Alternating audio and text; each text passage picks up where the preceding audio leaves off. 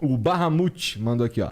Álvaro, o que você pensa acerca do projeto Neuralink que o Elon Musk apresentou em 2019? Ai, que delícia. Conectar o nosso cérebro a um chip é uma realidade iminente? Com isso, nos enquadraríamos como ciborgues? Além do Neuralink, você sabe de algum outro projeto em andamento com a mesma finalidade? Eu queria falar sobre isso e esqueci. Deliciosa, também, essa que pergunta é pergunta ótima. legal. Olha, é o seguinte, eu vou ser aqui meio maldoso, tá? Mas tem um fundaço de verdade. Neuralink tem uma bullshitagem do tamanho do mundo. Do tamanho do mundo. Por quê?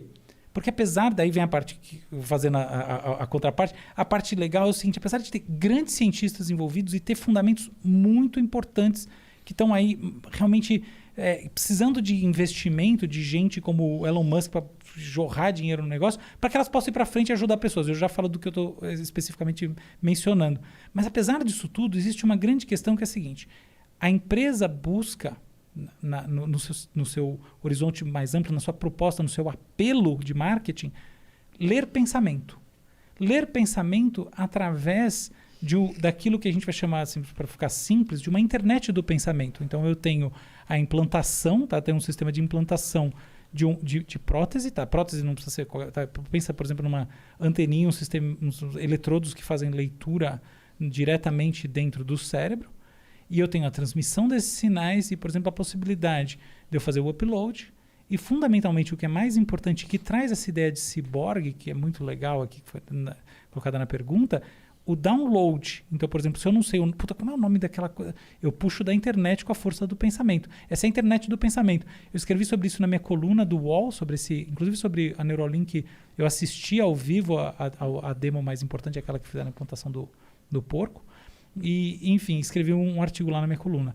Mas, independente de qualquer coisa, o que eu percebo, que não tem a ver com essa experiência específica, é que há uma premissa falsa na jogada inteira, que é a seguinte: quando você vai para o nível do neurônio, aquilo que acontece é absolutamente estereotípico. Aquilo que acontece é disparo digital. Ou eu disparo ou eu não disparo. 0, 1. E em algum nível que a gente não conhece, há uma espécie de mágica acontecendo e uma representação para você mesmo que a gente estava chamando lá atrás de consciência. Qual é esse código da mente? Qual é a linguagem do pensamento, em outras palavras? Do pensamento abstrato? A gente não sabe. Então, existe um grande caô. Porque essa premissa de que a gente vai fazer a leitura, não tenho dúvida. Mandar o sinal do cérebro, não tenho dúvida. Correlacionar isso, por exemplo, à imagem. Eu estava falando de imagem de sonho. Não tenho dúvida. Por quê? Como eu dei um truque, eu fiz um truque aquela hora. Eu falei assim, a pessoa vê a imagem um monte de vezes, aí eu sei que imagem ela viu. Por quê? Eu não sei ler a imagem no cérebro dela. Eu sei reconhecer o padrão que ela ativou do cérebro quando ela viu aquela imagem. Mas qual é a porra da linguagem do pensamento? Entendi. Me mostra quem sabe. Não existe. Então, como é que neste momento, que a gente não está nem perto disso, eu vou fazer leitura de pensamento de verdade? Não existe. O que a gente faz é leitura do que a gente chama de proxy. Né? É uma proxy para o pensamento. Inclusive, eu já fiz muito isso. Eu tenho um projeto com obra de arte controlada pela força do pensamento, que é isso. São os diferentes elementos da obra de arte são ativados por eletrocefalografia e também outras experiências. Fiz um monte para marcas e tal. Como? Eu tenho uma proxy daquilo que a pessoa sente quando ela está engajada numa experiência. Mas eu não tenho uma leitura específica da fenomenologia do engajamento. É assim que eu blá blá blá me sinto, tá aqui nesses neurônios do cérebro. Isso não existe nem de longe. Então eu acho que em 50 anos a gente não vai ter. Então tá aí o grande truque. Aí eu volto para o campo de base. Falo, tá bom, mas esse truque parte do quê?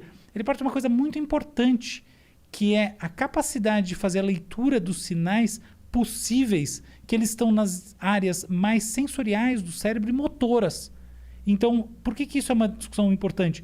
Porque quando eu posso ler o sinal motor, eu posso naturalmente ativar através de prótese exoesqueleto. E endoesqueleto, que em última análise é o que vai importar mais, que é aquilo que vai gerar uma estrutura interna ao seu próprio corpo e não externa, que é muito melhor. Então, essa é uma área muito importante ligada à reabilitação e o que a gente chama de tecnologias assistivas, que curiosamente não é de assistir, é de assistir no sentido de assistance, né? De dar assistência. Então, são tecnologias de assistência que são muito importantes e que tem a ver com esse tipo de leitura do cérebro, poder saber qual que é o comando motor que está sendo ativado. E também experiências sensoriais. Eu ativar, por exemplo, a gente hoje em dia está vendo o avanço de áreas de desenvolvimento de axônio sintético e etc. E tal, de elementos do neurônio, e muito ligados a neurônio motor, que vão permitir, e neurônio sensorial, que vão permitir que essas conexões funcionem. E a pessoa, por exemplo, tem uma sensação tátil quando ela vai tocar alguma coisa. Então não é só motor, é motor, mas também é sensorial. Porque se eu não tenho uma sensação tátil, eu destruo esse copo. Né? E assim vai.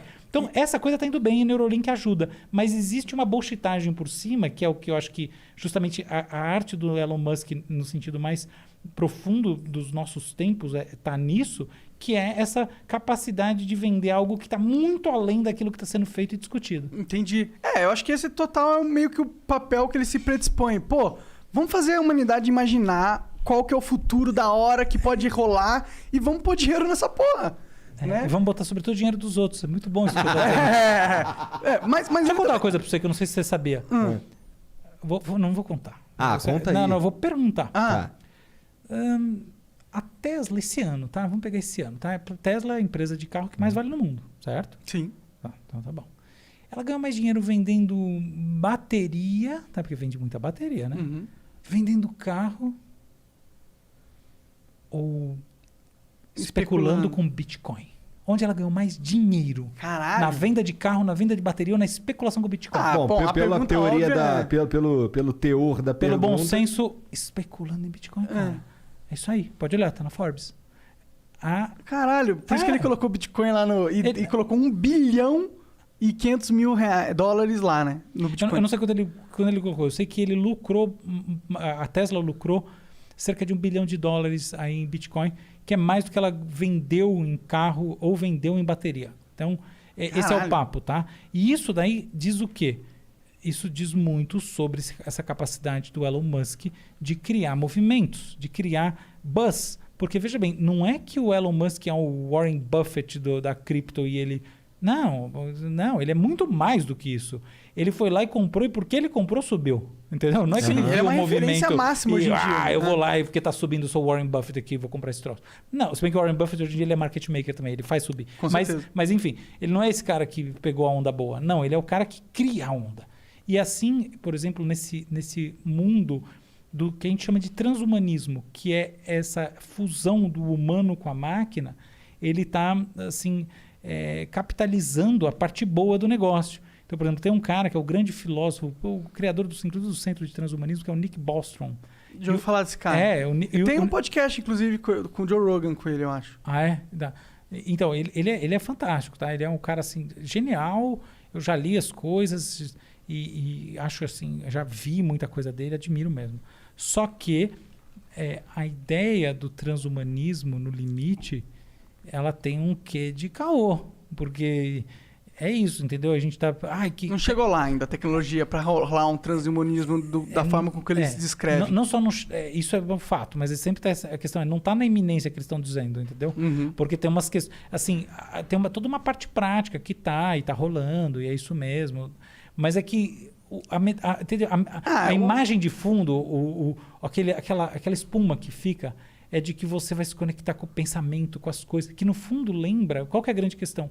Há todo um domínio imaginário em discussão, que é um domínio que surge do seguinte... Desculpa, você ia falar uma coisa? Posso? Não. Tá. É o seguinte, existem algumas experiências metafóricas que são muito essenciais para as pessoas. Não é arquétipo, nada disso, porque nada disso existe. Assim, não acredito que existam ao redor do mundo. Mas você tem algumas experiências que são muito basilares, tá? E uma experiência que é muito básica na vida é a experiência de você projetar aquilo que uma pessoa está pensando ou sentindo ou qualquer coisa que seja. Por quê? Porque quando a gente conversa com alguém, a gente fala no plano do discurso, da palavra, e também no plano das expressões, daquilo que a gente consegue mapear e definir, que é a parte não declarativa. Mas acima dessas coisas todas, a gente fala no plano da intencionalidade. A gente sabe se a gente está engajando, se a gente não está engajando, se a pessoa... Puta, a pessoa falou isso aqui, caralho, ela não entendeu exatamente o que eu queria dizer. A gente consegue fazer esse mapeamento da intencionalidade. É assim que a gente se conecta como pessoas. Total Vitor Metaforando. Conhece o Vitor Metaforando? Não, nunca ouvi falar. Ele é um... É neurolinguista? Não sei, não é neurolinguista, não. Ele é um detetive, tá ligado? Ele é especialista Adoro em microexpressões faciais. Ai, que legal. Ele tem um canal no YouTube. Mas vem disso aí, né? Acho que você infere essa percepção do que a pessoa tá pensando ou não através das micros... É uma das referências que você tem. É total. Não, isso é indiscutivelmente isso mesmo. Você vai... Porque são as expressões, é o que ela fala, é o tom, é o todo, tá bom? Então a gente tem essa capacidade de projetar o que os outros estão pensando, assim, no sentido, não é bem pensando, mas esse todo do todo, do outro. Todo da mente com o corpo, com tudo mais do outro. Sim. E isso, pensa bem, traz o outro dentro de você, na sua cabeça. Olha só, é muito fácil, é natural você sair dessa experiência básica, que é biológica, que é fruto da seleção natural, da maneira como o cérebro funciona numa espécie altamente social como a nossa, e partir para uma de que você está conectado ao cérebro do outro. Pensa bem, entende? Eu escrevi assim, eu nem lembro onde, eu escrevi em algum jornal, alguma coisa, um artigo sobre isso, que é de onde surge essa experiência do cara, dessa metáfora de que o chip vai fazer você se ligar e você ler o pensamento do outro, o pensamento específico. Surge dessa coisa que a gente tem, todo mundo. Dia a dia, da gente se conectando com as pessoas através das nossas percepções. Isso, das nossas projeções intencionais. A gente injeta essa projeção de intencionalidade do outro. Ou seja, já está rolando essa conexão. Esse Neurolink existe, já foi programado pela natureza. Puta, que bom que você falou isso. É exatamente esse o ponto. E isso faz as pessoas terem essa coisa. Então, quando você fala de leitura, que é que nem tipo telepatia. Falou em telepatia, todo mundo para. Por quê? Porque no fundo todos somos telepatas. É por isso que a gente para ouvir telepatia. Porque a telepatia seria uma confirmação mais material, mais materialista, mais ontológica daquilo que a gente já tem, que é uma espécie de relação com essa coisa. Puta, eu tô viajando aqui na coisa do cara, o cara tá dentro da minha cabeça. Não é ele, é a intenção. Aquilo lá, a gente está sincronizando maneiras de entender o mundo, é por isso que a gente está conectado. E a gente está num flow. Então, é roubar no jogo você, entrando na nossa grande questão, você fazer alusão a isso quando você vai falar de implante cerebral e tudo mais. Porque é justamente isso que não esquece, essa discussão não existe. Entende o truque? Uhum. E aí todo mundo fica assim, nossa senhora, vai ser um negócio e tal. Não. Não tem nada a ver com essa parte, tá? Tem a ver com o cara, em vez de usar cadeira de rodas, ele poder fazer um movimento com exoesqueleto, ou talvez ou com próteses que são controladas eletronicamente. Essa parte é maravilhosa. E é o prático de que essa vai avançar agora. É o prático que vai ser mais o que vende, né? É aquele sonho da gente conseguir ter essa experiência conectiva muito mais real, mais forte, né? Seria muito louco. Imagina se fosse igual, se o Neurolink funcionasse igual o Neo da Matrix. Agora eu sei Kung Fu. Entendeu? Não seria é muito isso. foda. Mas é esse Mas o é papo. possível, dizem. Não Será que não é possível? Não, porque você não sabe qual que é o código mental. Será que você não pode descobrir? Você pode. Me dá aí uns 200 anos. Não. Então é possível. Não vai rolar. Não vai rolar? Vai rolar. Vai rolar. Entendi. Vai rolar. Mas vai demorar. Assim. Não, também acho. Mais do que... Os caras falam 10 anos. Não, põe 100 anos.